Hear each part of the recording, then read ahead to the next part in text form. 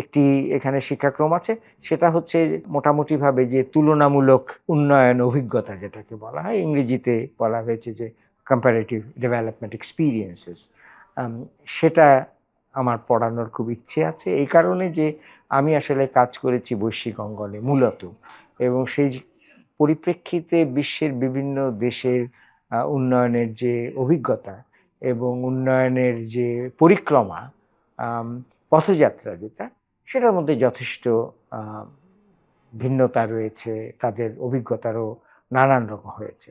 এবং আমার মনে হয় যে উন্নয়ন পাঠে যারা এখানে আগ্রহী তাদের এই ব্যাপারগুলো জানা দরকার। মানে সমস্ত অভিজ্ঞতা বাংলাদেশে নয়, এবং সমস্ত সম্ভাবনা এবং সমস্ত সমাধানও বাংলাদেশে নয়।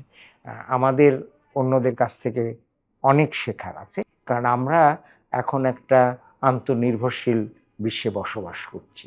সুতরাং সমস্যার ভিন্নতা থাকবে নিশ্চয়ই, সমাধানেরও ভিন্নতা থাকবে, কিন্তু আমরা যেন খুব মুক্ত মন নিয়ে সবার কাছ থেকে সমাধানগুলো নিতে পারি।